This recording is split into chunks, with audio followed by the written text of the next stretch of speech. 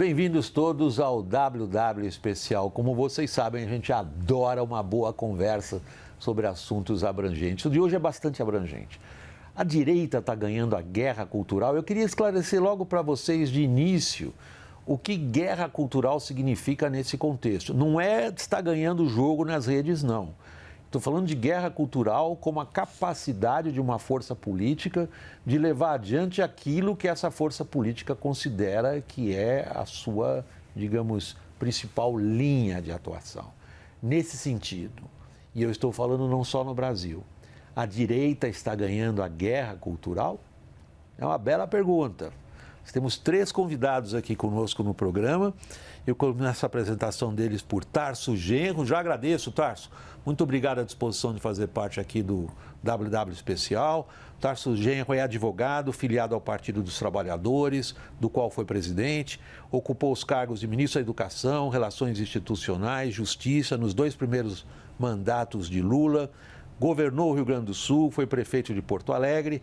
Tarso Genro é autor de O Futuro por Amar, Democracia e Socialismo na Era Globalitária. Está conosco aqui no estúdio, em São Paulo, Eduardo Gianetti. Eduardo, muito obrigado igualmente. Encontrar tempo para nós, sei como é que é a agenda de todos vocês. Doutor em Economia pela Universidade de Cambridge, filósofo e escritor. Venceu o Prêmio Jabuti de Literatura por 2 vezes com as obras Vícios Privados, Benefícios Públicos, As Partes e o Todo. O Eduardo Gianetti é também membro da Academia Brasileira de Letras, a ABL. Terceiro lugar, meus agradecimentos a Luiz Felipe Pondé, muito obrigado mesmo, Luiz Felipe, doutor em Filosofia pela Universidade de Paris e pela USP, é diretor do Laboratório de Política, Comportamento e Mídia da PUC de São Paulo. Luiz Felipe Pondé é também autor de Notas sobre a Esperança e o Desespero e A Era do Niilismo. Tarso, começando por você, a nossa tradição aqui, sempre o convidado remoto é o primeiro a fazer uso da palavra. A pergunta é abrangente, mas muito atual, sobretudo quando se considera as ondas sísmicas da eleição de Donald Trump, que parece que deram a volta no planeta instantaneamente, não só em termos de redes sociais, mas em termos da capacidade de determinada forma de enxergar a nossa realidade se consolidar em ações políticas ligadas a grupos determinados. Significa que a direita está ganhando a guerra cultural?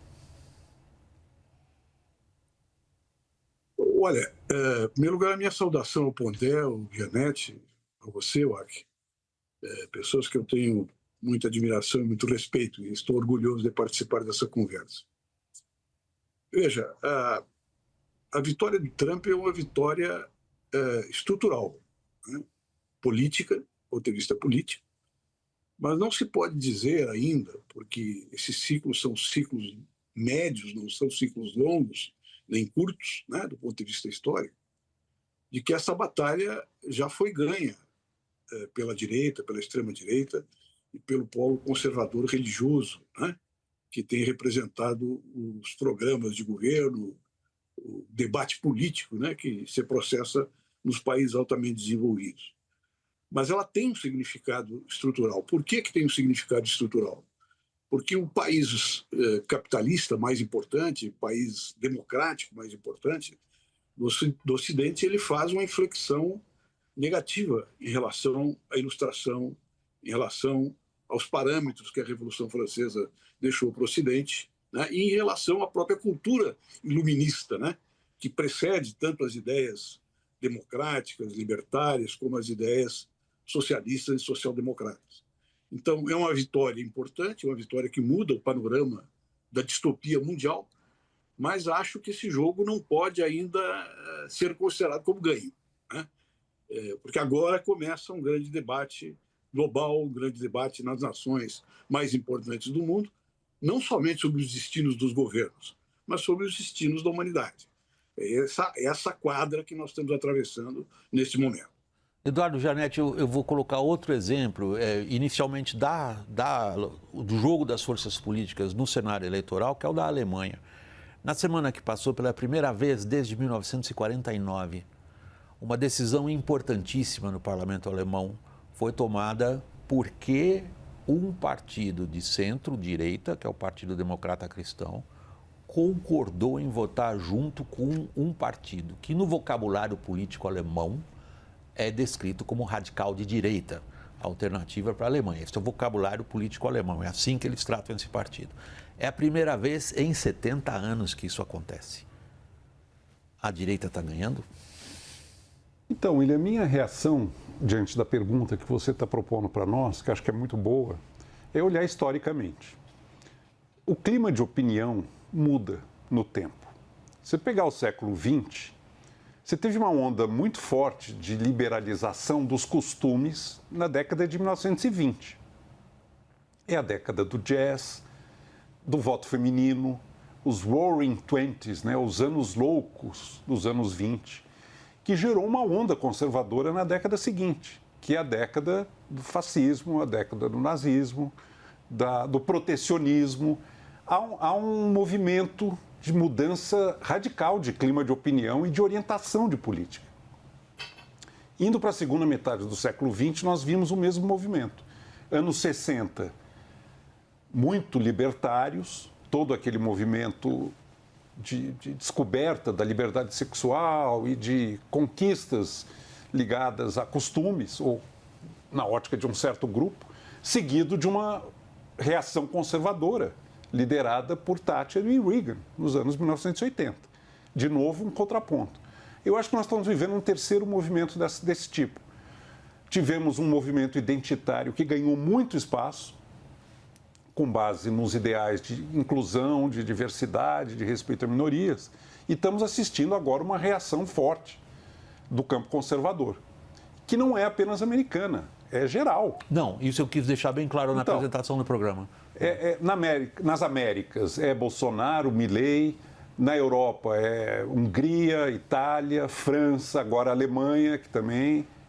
Então, o fato disso acontecer sincronizadamente em muitos países, para mim é um indicativo de que tem forças subjacentes, mais estruturais, como lembrou o Tarso, que estão afetando com um colorido particular em cada contexto nacional, mas que estão afetando simultaneamente o modo como as pessoas reagem à vida e à situação que se depara na sua existência. A gente pode até discutir que fatores seriam esses, mas eu vejo movimentos de pêndulo, de clima de opinião oscilando. Essa palavra. Um pêndulo. Clima de opinião oscilando fortemente numa direção e depois na outra.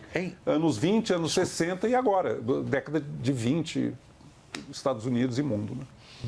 Desculpa, eu não queria interromper. Não, é isso.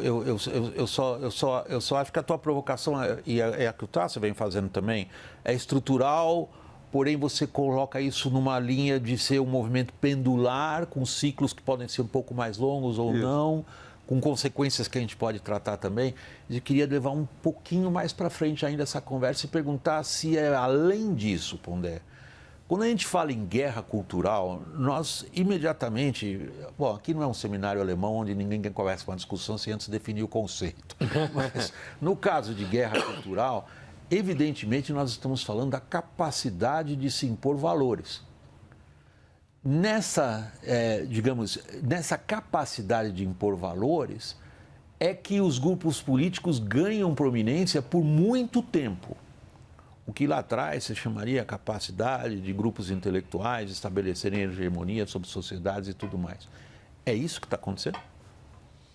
Então, prazer estar aqui com vocês mais uma vez. Olha, eu concordo com essa ideia do estrutural, concordo também que não dá para afirmar que a direita está ganhando a guerra cultural, porque já não sabe o que vai ser daqui 3 anos, 4 anos, né? Mas eu entendo que há um elemento, nesse momento, importante. O Tássio falou da herança iluminista, né? A herança da Revolução Francesa. Você fez referência agora, William, à ideia de que, num dado momento, intelectuais, públicos e tal, tinham certa importância para formar valores e influenciar... Por isso que eu já chamei vocês, filósofos, aqui no WW, das figuras mais... perigosas. Mas desde os filósofos franceses do século XVIII, olha o rolo que os filósofos aprontaram, né? Mas eu tenho a impressão que tem um elemento interessante, para quem observa o comportamento humano, que está inclusive ligado a uma fala que o Trump disse no discurso dele de posse. Ele falou, no meio daquelas bravatas todas que todo político faz, ele falou alguma coisa como assim: eu vou fazer uma revolução do senso comum. Para filósofo, quando você ouve falar em senso comum, você liga logo as antenas, né? Porque a filosofia divide o mundo em ter aqueles que veem como senso comum e aqueles que veem de uma forma sofisticada, crítica, conceitual. Então, eu acho que esse é um elemento importante hoje, nessa onda conservadora, onda de direita. O senso comum, ou seja, aquelas opiniões que quem tem uma certa formação acadêmica, uma certa cultura erudita, olha e diz: não, isso é um absurdo, como é que alguém pensa assim? Ou seja, eu tenho a impressão que, assim como o jornalismo profissional, os intelectuais públicos, a própria universidade tem perdido força como referência de produção de valores. Eu acho que tem perdido força, tem perdido credibilidade, assim como outras instituições das repúblicas, né? E as redes sociais, elas fizeram o senso comum descobrir que ele é maioria, que ele pode empurrar, por exemplo, vou dar exemplos lá dos Estados Unidos, porque é o que está puxando o assunto, que ele pode empurrar a ideia de que deve haver, por exemplo, ação afirmativa, ele pode empurrar eu quero dizer tirar da frente, né? A ideia de que na escola pode se ensinar coisas a ver com gênero para os filhos. Esse tipo de movimento, que eu acho que é um movimento estrutural no sentido mais profundo, eu acho que é um elemento que está acontecendo hoje e que aponta para uma situação que é lida, inclusive, por esses grupos como mais democrática. E aí o que é democrático fica confuso, porque eu posso entender o que é democrático compreendendo valores de inclusão de todos os grupos. Ou eu posso entender democrático como o exercício da capacidade que o povo, quando atinge maioria, consegue impor certos comportamentos e certas vitórias. Esse é um excelente dilema que você está colocando para uma figura, eu estou falando figura aqui no sentido elogioso, Tarso, que aqui na nossa roda, evidentemente, você representa um espectro clássico de esquerda brasileira. E a gente, quando fala do conceito de democracia hoje, particularmente nos Estados Unidos, a isso que o Pondé se referia, o conceito, por exemplo, liberdade de expressão, ele é tradicional na luta da esquerda europeia ao longo de mais de 150 anos, quando a gente pega desde as revoluções europeias de 1848 para cá. A liberdade de expressão é uma afirmação contra o jugo do Estado e de classes sociais. Hoje, a liberdade de expressão parece ter se tornado uma grande arma de luta política das forças conservadoras, que dizem quem, na verdade, defende a liberdade de expressão são aqueles que são contra a taxação, são contra a regulação, são contra o peso de elites burocráticas que vêm das instituições acadêmicas. Nós, jornalistas da mídia profissional, que não temos a capacidade de defender a verdadeira liberdade de expressão das pessoas. Neste ponto, a direita está ganhando a guerra cultural? É dramática, né? A tua pergunta, William. É muito dramática. Carlos, deixa eu fazer o seguinte, o meu editor-chefe está me dizendo que está na hora do primeiro intervalo. Eu não quero interromper seu raciocínio, eu sei que o assunto é complexo. Posso ir para o intervalo e na volta você retoma? Obrigado, Sem Tarso. dúvida. A gente vai para o intervalo. Pessoal, rapidinho, a gente já volta em um instante. Até já.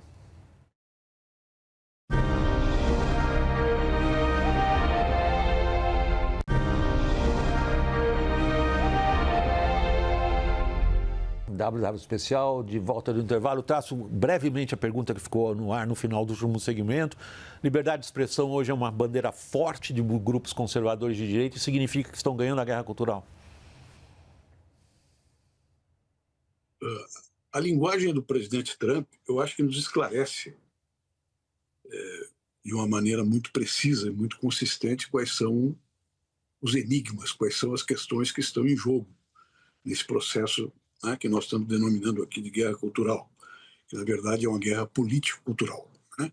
cuja expressão cultural é a aparência imediata, né, do fenômeno.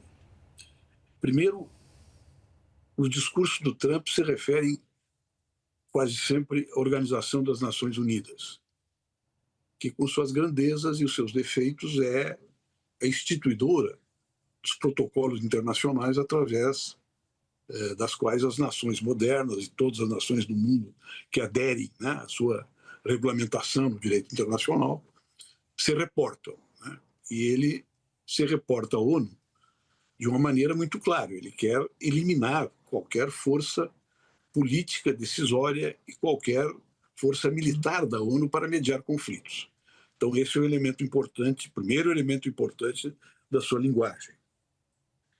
A segunda questão é a questão climática. Eu dei uma entrevista, agora uns 30 dias atrás, e me perguntaram qual seria a diferença entre o governo Biden e o governo Trump. Eu disse que, olha, para países como o nosso, no segundo degrau do grande sistema político internacional,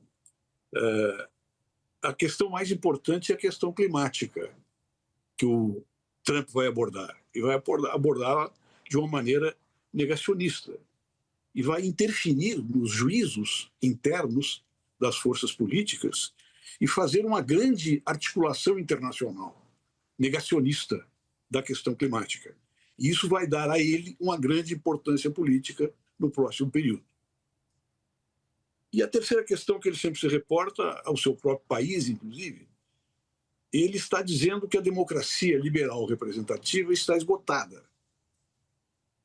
Esta afirmação do esgotamento ela pode ser feita tanto pela extrema-direita como pela esquerda revolucionária. Só que a questão que você coloca é como substituí-la, coisa que a modernidade não respondeu. A modernidade política, ou a pós-modernidade política, não respondeu ainda de maneira adequada. Mas o Trump faz isso para dizer que o sistema de justiça americano impede que o presidente governe. Isso aí é um capital, portanto, de desconstituição da democracia liberal representativa. Então, eu identifico, na verdade, no governo do Trump, praticamente o declínio aberto da influência do iluminismo democrático sobre a economia global, sobre a política global, inclusive da economia global, que era contra, por exemplo, tarifas para fazer protecionismo, e que agora o Trump abre, não, eu vou fazer tarifas aqui. Tudo aquilo que nós dissemos para vocês, países subdesenvolvidos, países médios, países intermediários, países que se relacionam conosco de maneira comercial, não vale mais. Eu vou fazer, né, uma tranqueira aqui nas minhas fronteiras econômico-financeiras. Então, a gravidade da situação está expressa nesses 3 pontos, na minha opinião. E é isso que eu tenho sustentado, que nós temos que fazer um amplo campo político na sociedade civil para influir sobre os partidos que atentem para isso. Porque hoje os bloqueios que o próprio parlamento, né, na sua decadência estrutural está fazendo aqui no Brasil, tem que ser corrigida. E como é que isso pode ser corrigida? Pelas eleições, né? E significa retirar as maiorias políticas passíveis de serem formadas pela extrema-direita, que reproduzem aqui dentro do Brasil esse discurso trumpista, que é um problema que eles vão enfrentar também nos Estados Unidos. Então, essas questões são as questões mais universais que eu acho que a gente tem que prestar atenção para ajudar na solução dessa crise, que não é uma crise brasileira, não é uma crise europeia, é uma crise mundial, uma crise do sistema global, né, de relação através de todos os protocolos internacionais que foram desenvolvidos até hoje.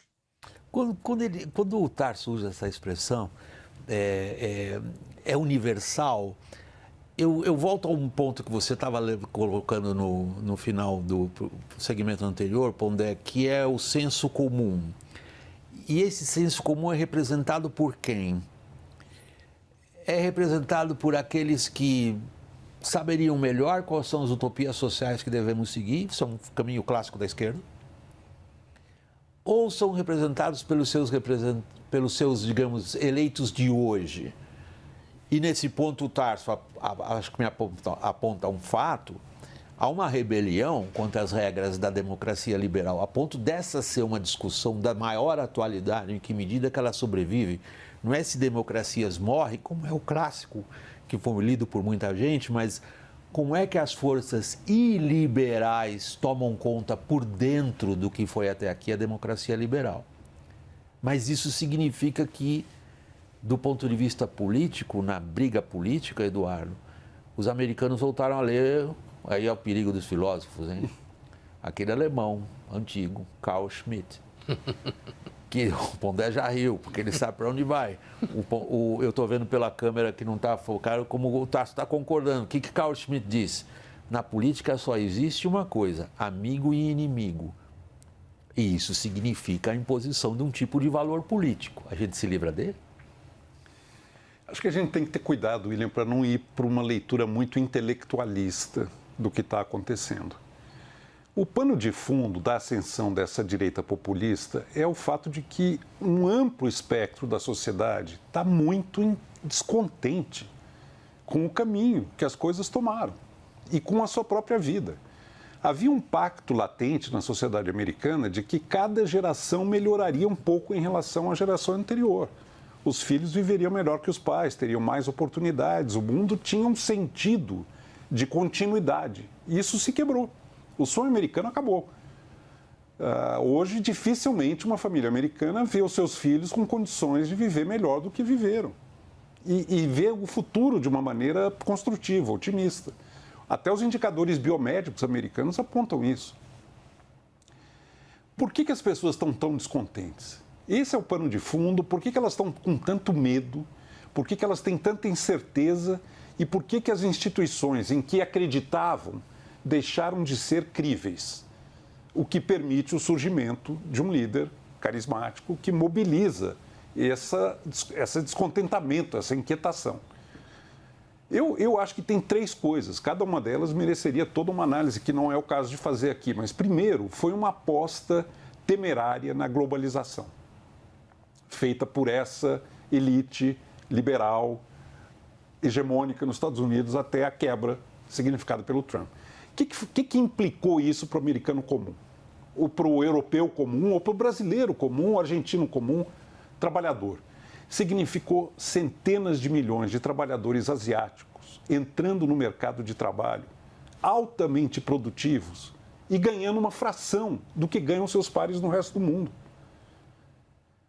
Essas pessoas que estavam com a vida organizada, estabelecida, de repente viram o chão desaparecer sob seus pés, porque vão ter que competir com centenas de milhões de trabalhadores muito disciplinados, produtivos, que estão vindo da miséria, China, Índia, etc., e que vão passar a ocupar os empregos que naturalmente seriam dos trabalhadores ocidentais. Isso quebrou a espinha dorsal dos trabalhadores americanos, europeus, e boa parte da América Latina sofre isso também.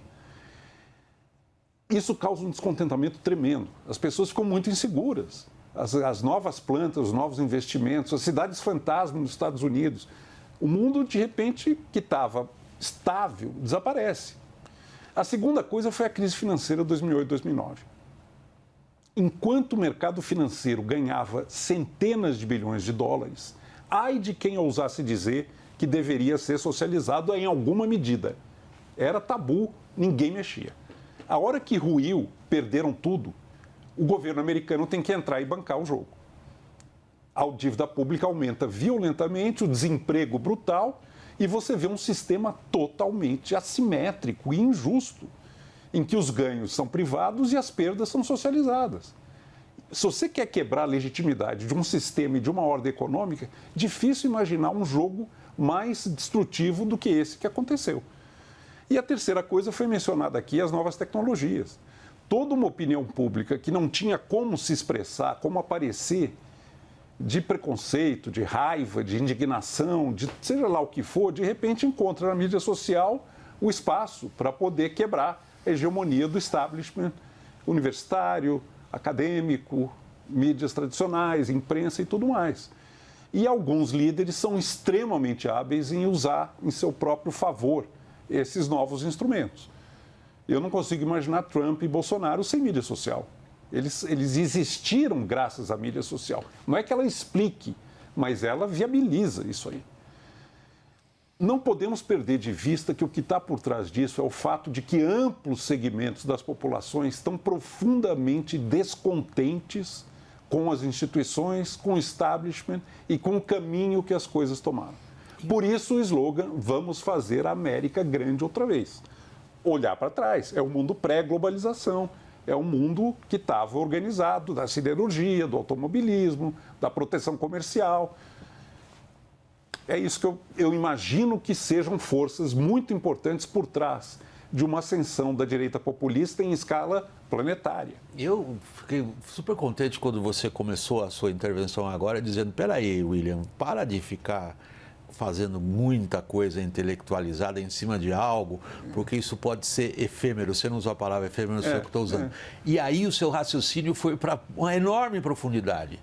No fundo, se eu sigo a tua leitura, eu digo, acabou o mundo que a gente viveu. Fim. É outro que está vindo por aí. E neste outro que está vindo por aí, a força dominante é a direita? Então, eu acho que essa ideia de que o desconforto é bem importante, o mundo acabou no sentido, o mundo que a gente conhecia acabou no sentido, grosso modo, desde 45 para cá, foi paulatinamente se construindo a ideia que o mundo estava no lugar, as coisas iam funcionar, nunca mais ia ter grande violência. Acho que isso também está em crise. Agora, quando você pergunta o mundo novo que está começando, a direita pode estar no poder, eu tenho a impressão que o Trump faz esse jogo muito bem, e eu insisto na palavra revolução, né? Porque é como se a direita tivesse virado revolucionária. Não, ela virou. Então, né? A esquerda, hoje, sem querer, querendo, como diria o Chaves, virou o status quo. O status quo da academia, da imprensa e das instituições, sem dúvida É o alguma. establishment. É o establishment. Sem dúvida né? alguma.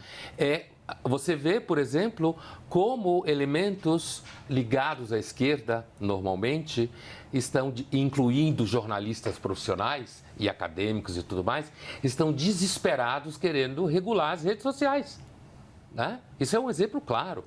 Quer dizer, aqui no Brasil, no caso, uma associação bastante produtiva e funcional entre setores do Poder Judiciário e o governo atual em curso. Se me permite fazer uma brincadeira provocativa ao Tarso. Sim. Tarso, você se sente representante de uma elite intelectual dissociada dos verdadeiros anseios populares, em torno da qual hoje se dá a grande capacidade de atuação do seu adversário político?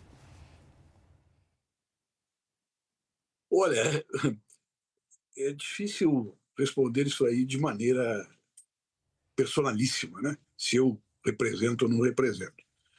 Eu, obviamente, não acho que eu represente uma elite intelectual separada das grandes questões sociais, das grandes questões do meu tempo e das grandes questões políticas também, que nos levam, né, a ter uma militância política ativa. Todos nós aqui temos uma militância política ativa no nosso meio, senão não estaríamos aqui, inclusive.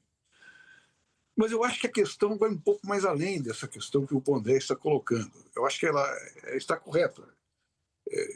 Pode ser chamado, sim, de uma revolução trumpista. Mas o que nós temos que buscar localizar para nos situar perante esse fenômeno é uma recomendação kantiana. Né? Temos o direito de instrumentalizar o outro para determinadas finalidades, que foi uma discussão também feita dentro da teoria marxista e das teorias ilustradas todas. Né? Até que ponto vai a predominância do indivíduo, né, nessas relações que prevêem o futuro e que se colocam numa perspectiva de futuro. Então, eu quero dizer o seguinte, teve uma revolução que se chamou Revolução Islâmica no Irã, tem a Revolução Nacional Socialista do Hitler, tem a Revolução fascista na Itália, todos se colocavam essa perspectiva. Então, julgar o Trump como um revolucionário não é, em princípio, uma aceitação passiva de que ele é uma pessoa normal, do ponto de vista democrático. Ele não é normal. Ele é um destruidor do projeto democrático moderno.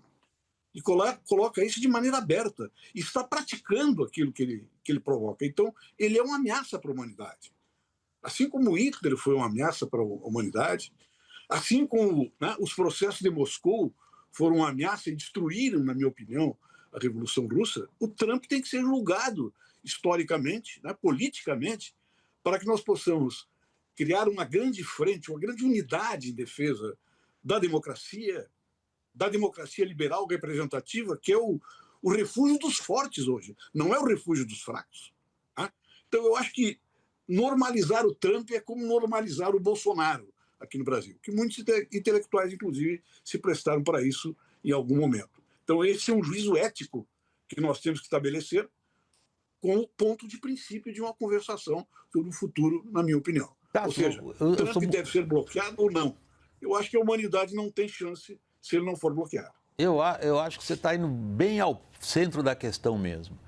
Que tipo de apreciação ética ou moral a gente faz do agente político em função das, digamos, preferências em termos de ideias que ele manifesta? E aí, quando a gente pega Trump ou Bolsonaro, se você quiser, ou Milei, nós estamos falando de personagens políticos que se colocam numa posição que as urnas lhe dão consagração, de dizer quem representa a verdadeira visão do que é democracia, do que é capacidade do indivíduo prosperar, sou eu, e não os que até aqui disseram que eram.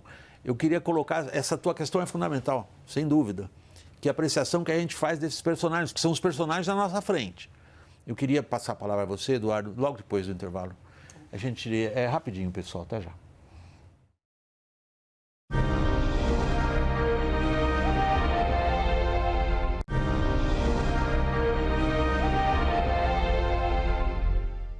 De volta do intervalo WW especial. Os personagens que nós temos pela frente são personagens que requerem a nossa atenção. Não só porque são os que mandam, mas porque eles trazem eu diria uma outra substância ao debate político. Milei, Trump, Bolsonaro, por exemplo. Como é que a gente tem que ver esses personagens? Eu queria começar concordando com o que disse o Tarso, no sentido de que Trump é uma ameaça para a humanidade. Eu acho que é. É uma ameaça geopolítica, é uma ameaça econômica e é uma ameaça aos valores de democracia liberal que eu prezo e que eu acho que tem que ser preservados, custe o que custar. Temos que nos unir politicamente para conter esse avanço. Mas eu acredito, William, que a resposta que vai realmente contar virá não tanto, talvez, da organização política e mais do fato de que a realidade impõe limites. O governo americano pode ignorar a mudança climática o quanto ele quiser. Pode sair do Acordo de Paris, pode renegar a transição energética, jogar lenha na fogueira da emissão de combustíveis fósseis. A mudança climática não vai desaparecer e os problemas se agravam. E isso ficará patente. A realidade impõe limites. O governo americano pode sair da OMS, ser negacionista em relação a pandemias, em relação a doenças zoóticas e tudo mais. Pode fazer isso. Elas não vão desaparecer, porque as doenças não vão ignorar a humanidade. Elas continuam pairando e ameaçando e exigindo, quando aparecem, respostas baseadas em ciência e não em bruxaria. A economia, a mesma coisa. Os Estados Unidos pode voltar ao mercantilismo, como parece que está voltando. Lendo a questão econômica numa ótica mercantilista e não de análise racional da prosperidade. Usando tarifas protecionistas como porrete, por exemplo. O governo americano pode fazer isso, mas a economia não vai responder do jeito que eles estão imaginando. Vai responder com inflação, vai responder com aumento de juros para conter a inflação e, se caminhar para uma guerra protecionista, como foi nos anos 30, com uma mega recessão global. O limite vai se impor, eu acredito, porque essas políticas não têm racionalidade, elas não têm lógica. Negar a mudança climática, negar a ciência no combate às pandemias e negar um mínimo de racionalidade econômica é desastre na certa. A questão para mim é, primeiro, vai cumprir no mandato o que disse, é o caminho que eu estou apresentando, ou vai pragmaticamente embolar, e se cumprir o que disse, quanto tempo até que a realidade mostre que há limites para a irracionalidade humana. O incêndio na Califórnia não vai desaparecer porque o Trump agora liberou a exploração de petróleo, do jeito e quando e como que se quiser fazer. Não conversou com o inimigo, né? O inimigo, no caso, é o mundo, as leis que regem o mundo. Há um limite para quanto você afronta as leis que regem o mundo. Na ecologia, na saúde, na economia, essas leis não vão desaparecer porque o governo a lei nega. da gravidade, se você quiser colocar. O Trump é livre para decretar que a lei da gravidade não bate mais, vai cair do prédio do mesmo jeito. Vai cair. Eu entendo.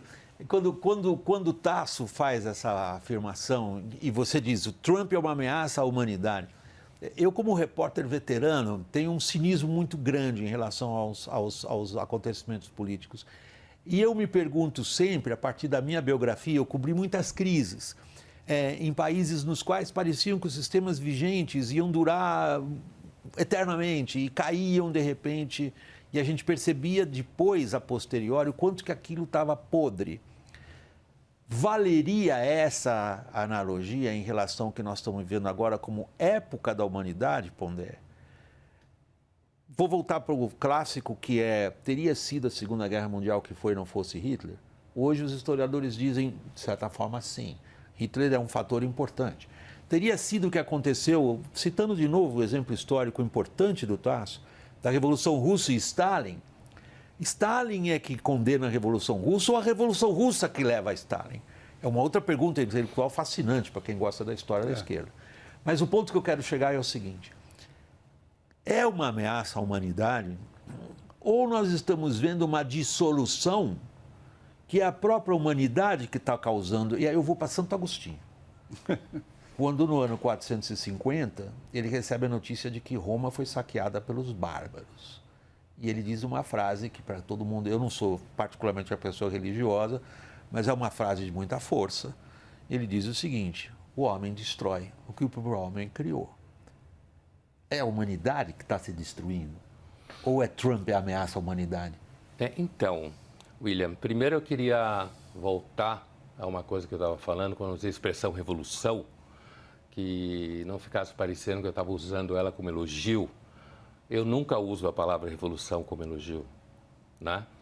Então, quando eu disse que o Trump falou a palavra revolução, é porque eu acho sim que muitas pessoas que se veem representadas por pessoas como essa sentem que estão ganhando força para falar o que pensam. E, nesse sentido, a esquerda estaria do lado daqueles que querem conter isso em nome dos valores iluministas e tal. Então, eu queria deixar isso bem claro para não ficar parecendo que eu estava dizendo uma coisa que eu não estava. Né? Desculpa. Né? Então, assim, fica à vontade. A vantagem desse programa é que a gente tem tempo para elaborar. Então, outra coisa é o seguinte: com relação à Revolução Russa, eu lembro, por exemplo, ainda quando o próprio Lenin fundou a Tcheca, né, em dezembro de 1917, o Lenin tinha uma frase que lhe era cara, que era a seguinte: dizer a verdade é um hábito da pequena burguesia. Né? Então, me parece que os processos revolucionários eles estão sempre associados a dinâmicas destrutivas de todos os tipos. Assim foi a Revolução Francesa, assim foi a Revolução Russa, assim foi a Revolução hitlerista, de certa forma, o fascismo todo. Para chegar à pergunta que você fez, eu tendo a pensar que a humanidade sim destrói o que ela cria. E nós estamos no momento, quando você pergunta se Trump é uma ameaça para a humanidade, eu não sei se ele pode ser uma ameaça para a humanidade, porque eu acho que talvez o partido dele perca a eleição daqui a 4 anos. Então, eu não sou tão catastrofista nesse ponto, né? De que eu não tenho dúvida que ele não consegue, ele pode causar danos à questão do clima, com certeza, mas eu não acho que ele é uma ameaça para a humanidade maior do que foi o Lenin, ou maior do que foi o Robespierre em certo momento, justamente pessoas que tiveram dinâmicas destrutivas em relação ao status quo que estava posto, né?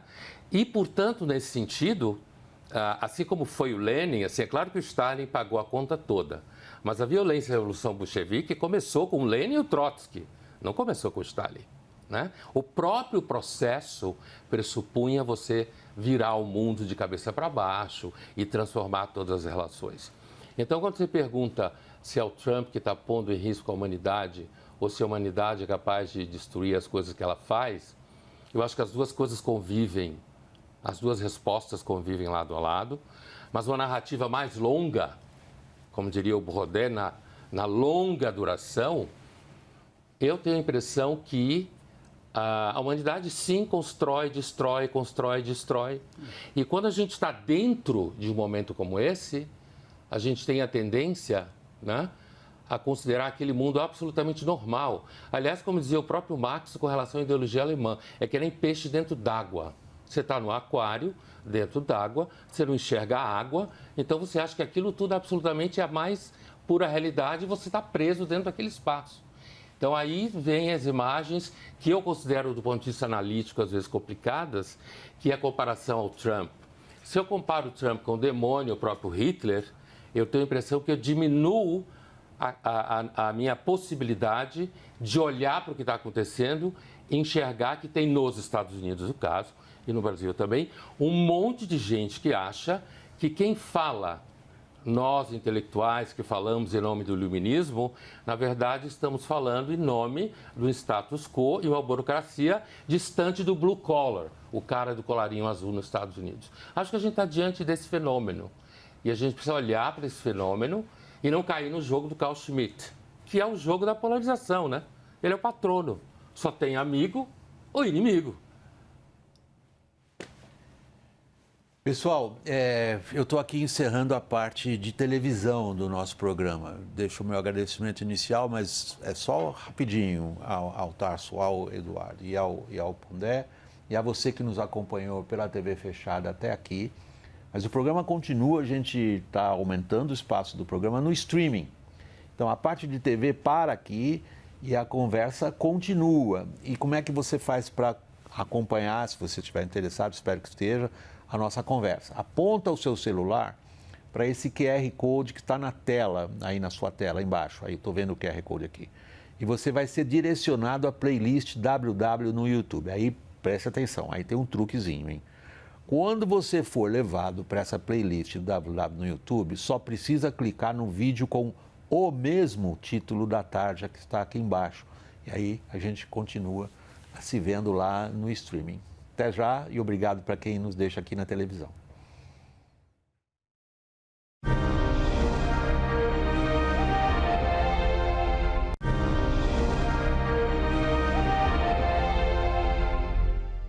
WW agora prosseguindo no streaming. Tarso, nós estamos num ponto nevrálgico da nossa conversa, que é entender a palavra perigo surge na cabeça de todos nós, porque me parece ser um consenso aqui entre nós quatro, que é melhor viver num mundo com regras que valham para todos, é melhor viver num mundo onde haja, digamos, não só a lei do fortão, isso particularmente, como você mesmo disse no momento da sua intervenção, nós, o Brasil, que somos um país, em termos de geopolíticos, um país do segundo andar, ou até do terceiro andar, não sei, depende, mas de qualquer forma não somos uma superpotência.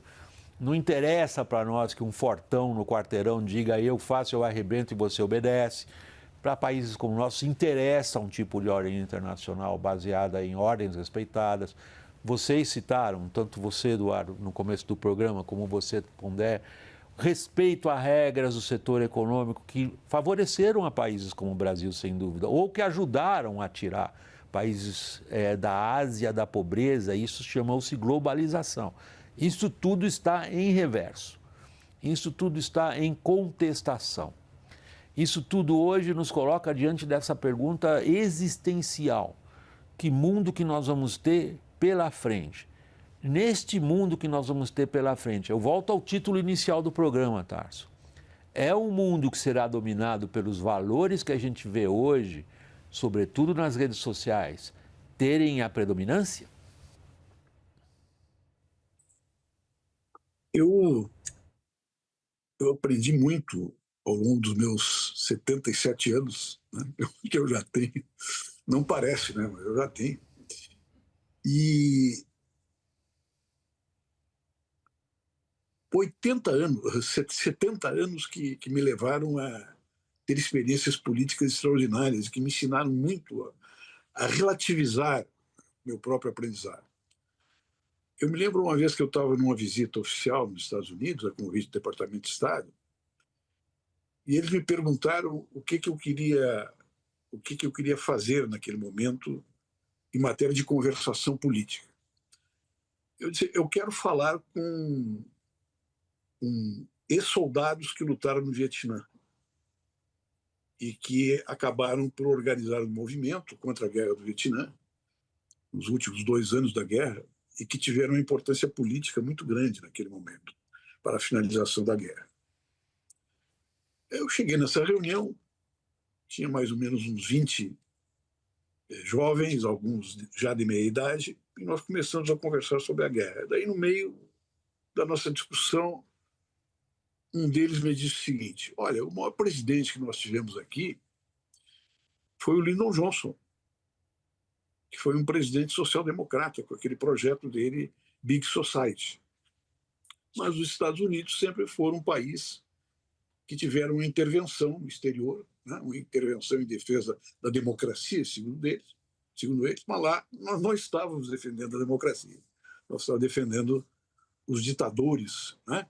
Das forças políticas que emergiram na cena política vietnamita através dos militares. Eu digo, mas como o Lyndon Johnson era social-democrata, para nós ele é um títere imperialista. Eu digo, não, mas para nós aqui de esquerda ele foi um social-democrata. A partir de conversas como essa e de outras leituras, outras discussões, outros entendimentos, eu verifiquei que em cada fase como essa que o Pondé colocou, é uma concepção da história que está na raiz dessa formulação, do Arnold Toynbee, onde ele fala: todas as civilizações enfrentam desafios, fazem respostas e depois tem uma época de destruição, de decadência. É essa concepção que ele desenvolvia. E que, de certa forma, tem uma comprovação empírica, né, na observação da história das principais civilizações. Então, eu acho que o curto espaço em que a social-democracia imperou no mundo, inclusive com projeção dentro dos países, né, que tinham uma vocação imperial colonial, foi o espaço político, democrático, mais importante que a humanidade teve. De forma universal, não somente para uma classe, de forma universal, o contrato social-democrata. E eu acho que esse contrato social-democrata ele é recuperável se for por meios democráticos. E meios democráticos significa hoje tentar restabilizar a democracia liberal. Democracia liberal, a democracia representativa, né? A democracia moderna que emergiu de todos esses conflitos que vieram, né, dos ensinamentos do iluminismo, da Revolução Francesa, das grandes revoluções que ocorreram no século passado e nos séculos anteriores. Por que eu acho isso? Porque se nós formos aplicar hoje todo o conhecimento científico acumulado nas novas tecnologias, nas novas estruturas informacionais que foram compostas, nas novas redes de relacionamento social, na potencialidade que tudo isso criou para a produção, é a primeira vez na história da humanidade que nós podemos eliminar a carência. Se nós organizarmos um Estado, né, transparente, de caráter democrático, de caráter participativo, inspirado nessas experiências, que possam colocar as máquinas, a ciência, a inteligência acumulada a favor da humanidade. Nós podemos acabar com a carência hoje. Por que não se acaba? Em função dessa, né, assimetria fundamental que existe hoje, determinada pelo predomínio do capital financeiro sobre a vida pública, sobre a vida política, sobre os bancos centrais todos do mundo, né? E a hierarquização de valores que isso determina no direito interno e nas relações políticas internas. Então, eu acho que a emergência do Trump é também, mas não se sabe o que vai ser vitorioso. É isso que eu quero dizer. É também uma possibilidade. E essa é a possibilidade que permeia sempre em discussões como essas que nós estamos fazendo aqui. E por isso que eu digo, nós temos que derrotá-lo. Talvez a mais provável derrota seja realmente nas próximas eleições americanas, né?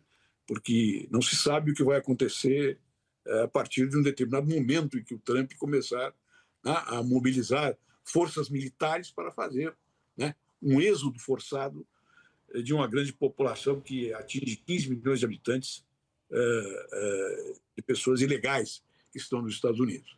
Então é isso aí que eu queria deixar como contribuição, síntese talvez, dessa discussão que nós estamos fazendo aqui. Não, nós temos tempo, Tássio. Eu adoro uma provocação intelectual como a que você acabou de fazer, que há dois níveis na tua provocação.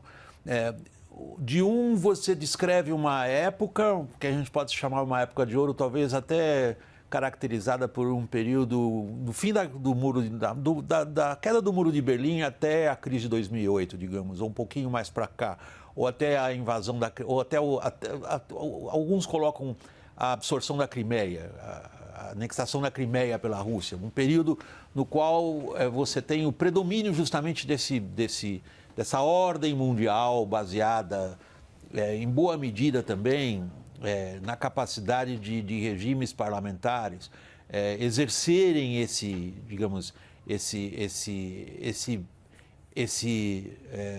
essa era social-democrata, digamos assim. Ali há um período muito claro disso. Ele se foi. Depois tem outro ponto da sua análise, que é derrotar um personagem político, me parece evidentemente do jogo. Mas eu não sei se é disso que nós estamos falando. Voltando ao que você, Eduardo Gianetti, disse, acho que logo no segundo segmento do programa, quando você fez uma descrição das grandes transformações dos últimos anos, e você colocou, inclusive, essa data ali, da crise financeira de 2008 como uma coisa importante. A revolução tecnológica, eu assumo o teu lado, hein, Pondé? Revolução tecnológica, a gente caiu no fetichismo de achar que isso melhoraria as coisas. Quando a gente olha na selvageria da internet hoje, eu tenho uma certa dúvida se isso melhorou. Eu chamo a cracolândia digital. Exato. Agora, eu vou ao ponto que é o seguinte, para ligar com o que o Tasso estava dizendo. É de tal magnitude o que se transformou, e parece tão claro que isso tudo foi destruído, e não temos muita boa ideia do que vem, que a pergunta é, esta transformação é irreversível? O Tasso diz, do ponto de vista político, é possível derrotar um personagem associado a isso.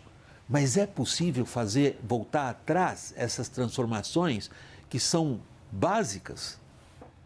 Eu acho que a gente tem que tomar um certo cuidado, William, para não absolutizar um momento ou um período. É um sinão que você já fez para mim logo no começo. Há pouco tempo atrás, havia um certo consenso em relação àquela tese que eu nunca aceitei do fim da história.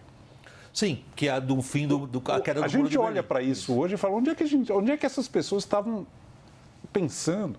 O que elas tinham na cabeça ao dizer isso? Se revelou completamente furada. Tadinho do Fukuyama, ele continua dando entrevista dizendo não era bem isso que eu Foi um modismo passageiro. A gente precisa tomar cuidado porque às vezes o momento ele é tão contundente que leva a gente a projetá-lo de uma maneira muito mais radical, absoluta, do que ele merece. Eu não consigo imaginar, posso ser ingênuo, uma regressão em relação a conquistas fundamentais de igualdade de gênero, que são importantíssimas, de aceitação de orientação sexual.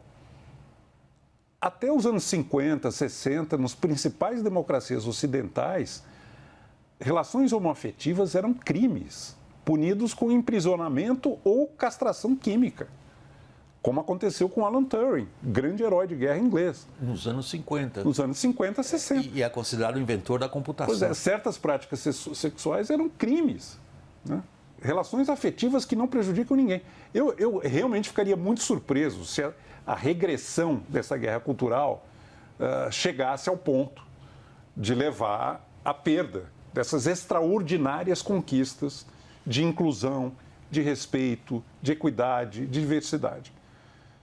Eles devem até sonhar, Eduardo, com isso. Em parte estão, sim. Vamos ver. Eu acho que vai enfrentar resistência. Se começar a fazer isso, eu acho que a resistência é inevitável, porque as pessoas conquistaram isso e não vão entregar. Não vão entregar. Posso estar sendo ingênuo, William, mas eu acho que guerra. Os americanos não vão aceitar uma guerra desnecessária em que o Trump, por uma fantasia geopolítica, eventualmente coloque os Estados Unidos. Não vão. Ninguém vai querer mandar filho para a linha de frente. Eu acho que muito vai depender de quanto do que está sendo prenunciado nessa guerra cultural se tornará efetivo em ação, em destruição de tudo aquilo que nós... Mas aí você está falando de um programa eleitoral. O que eu estou chamando a atenção de vocês... Nesse movimento. Nós estamos falando de transformações. Um outro nome que foi citado aqui, do Fernando Brodel, da La Longue Durée. Aquela ideia de que há por baixo de nós, e a gente nem consegue ver isso direito, do ponto de vista de indivíduos, seres humanos, vivendo um processo histórico, como você mesmo acabou de dizer. Às vezes, quando a gente está no meio de um processo histórico desse, a gente não consegue ver essa longue durée, esse grande fluxo por baixo de tudo, que caminha numa direção. E aí a minha provocação intelectual a vocês. É possível identificar para que direção isso aí caminha? Está caminhando numa certa direção. A direita está ascendente, eu acho que ela vai enfrentar limites muito claros em relação a costumes, em relação a ordenamento da sociedade civil e em relação à democracia. Eu duvido que a sociedade americana aceite perder a ordem democrática com a qual eles estão familiarizados. Eu duvido. O Tarso tinha dito que o que ele tinha feito era um arredondamento. Considero o seu arredondamento, Pondé, porque mesmo no streaming... Estamos no final. Mas não é aquele final de telejornal. Pelo amor de Deus, é 12 segundos, senão o cara me corta entre o anúncio. Mas, por favor, sinta-se à vontade. Só que vai ser a sua intervenção que encerra o programa. Olha, eu tenho a impressão que não dá para dizer de fato para onde que o mundo está indo, mas o movimento que a hora levou o Trump a uma segunda vitória, e uma vitória mais significativa que a primeira, talvez seja um movimento mais profundo do que o próprio Trump, né? Eu acho, inclusive, que a indicação do J.D. Vance pelo Trump já aponta, do ponto de vista dele, de certa forma, armar esse processo com alguém que seja jovem, capaz de levar à frente e liderar esse tipo de processo. Você está se referindo ao vice-presidente? Ao vice-presidente J.D. Vance. Então, eu tenho a impressão que está se formando uma polarização de fato política, né? A gente está falando de guerra cultural, é guerra cultural, mas eu acho que há uma guerra política mesmo. E essa guerra política opõe grupos que estão associados à tradição que vai do Kant até social-democracia, né? Tradição alimentada pela noção de racionalidade universalizante, que se materializa em ganhos que o Genetti representava aqui como igualdade de gênero, respeito à homoafetividade, que são dois casos dentro de um monte de outros, como a social-democracia europeia, que conseguiu construir, digamos, uma sociedade bastante razoável, também graças ao fato que os americanos tiveram que jogar muito dinheiro na Europa Ocidental, porque senão o que ia acontecer é que o Stalin ia engolir a Europa inteira, porque inclusive os intelectuais da época queriam que o Stalin fizesse isso, entendiam a Revolução. Que os americanos lhe deram um guarda-chuva nuclear. Isso aí, exatamente. E eu acho que tem, então, esse universo que a gente pode incluí-lo como forças políticas à esquerda, pensando aqui em Mélenchon, por exemplo, da França, ou uma social-democracia, ou mesmo grupos e pessoas que identificam, de certa forma, como liberal social, ou um liberal, mas com preocupações sociais e tal. Agora, a impressão que eu tenho é que, eu acho que esse é um fenômeno que a gente tem que olhar, existem grandes porções da sociedade que as redes sociais deram vazão, que não estão nem aí para esse conjunto de ideias que nós circulamos certo? Essa construção que foi feita pelo Ocidente, grosso modo, né? Principalmente a Europa, não estão nem aí para isso. Eles estão preocupados. Então, por exemplo, eu concordo com Janete de que os americanos dificilmente topariam botar soldados, filhos, para brigar por causa da Groenlândia. Né? Também acho que não vai. Acho que o Trump ele vai ter que ser, para ele ter algum tipo de sucesso, ele vai ter que ser balizado tanto pelas forças de freios e contrapesos, quanto pelo próprio movimento que ele diz representar, que é a tal revolução do senso comum, de pessoas que, ao mesmo tempo, eu acho que muitos americanos podem aceitar a ideia de um recuo de políticas de diversidade em empresas. Eu acho que os americanos podem aceitar uma coisa como essa. Já estão. Então, já estão. Isso pode acontecer. Então, eu acho que nós estamos no momento, assim, a polarização é como se ela tivesse atingido uma maioridade. Estou até brincando com a maioridade kantiana. Uma maioridade. Essa maioridade é a seguinte: duas visões de mundo em conflito, certo? Quase projetos de como o mundo deve ser. O mundo que consegue articular essas coisas, porque a grande parte regiões do mundo não consegue nem articular essa discussão que a gente está fazendo. E muito menos a grande parte da sociedade americana, Pondé. Eles não estão olhando para visões de mundo, eles estão olhando para a vida que tem. As coisas estão indo bem, estão indo mal, meus filhos vão viver melhor que eu, vão viver pior. Esse é o senso comum. Eu tenho um emprego, eu estou feliz. A pretensão de revolucionar o senso comum é de uma ordem de delírio. Não, do ponto de vista em que eu estava caminhando, a pretensão de revolucionar o senso comum é visto por essas pessoas como a pretensão da esquerda de revolucionar o senso comum. Eles se colocam, e eu acho que é isso que o Trump quis dizer, como representantes do senso comum, que é esse senso comum que não enxerga o mundo a partir de grandes teorias políticas. É exatamente isso que eu estou dizendo. Gente, não enxerga isso. Mas nunca enxergou. E nunca enxergou. Só que agora eles tomaram voz. Me parte o coração, mas... Eles estão falando. Agora é o seguinte, eu tenho que entregar o estúdio. O pessoal que vai nascer, eu vou apanhar do público. Desculpa, turma, desculpa. Vocês vão bater na gente na hora que a conversa aí o William vai e para isso aí tudo. É que o estúdio não é meu. Mas quem sabe a gente muda isso um dia, pessoal. A gente muda isso um dia. Eu peço desculpas a vocês. Em primeiro lugar, eu queria meu profundo agradecimento a vocês três, começando por você, Tarso Genro, pela disposição de participar de uma roda aberta, franca, de uma conversa respeitosa entre todo mundo. Não importa o que cada um pensa, todo mundo se respeita. Acho que está faltando um bocado disso no Brasil. Eu fico contente de poder ter vocês aqui, a gente ter uma conversa solta e aberta, que eu espero que seja de utilidade das pessoas que estão nos acompanhando. Mais uma vez, Tarso Genro, muito obrigado. Obrigado a você, Eduardo e Janete, também. Sei como são as agendas de vocês. Virem aqui ao estúdio que não é meu e que eu tenho que entregar, por isso que eu tenho que pagar as conversas. E Luiz Felipe Pondé, muito obrigado também pela disposição de estar aqui conosco. Pessoal, desculpa, bate devagar, tá? A gente está expandindo o programa devagar, a gente vai chegar lá, aumentar um pouco mais ainda lá na frente. Um pouco de paciência. Muito obrigado, pessoal. Até a próxima.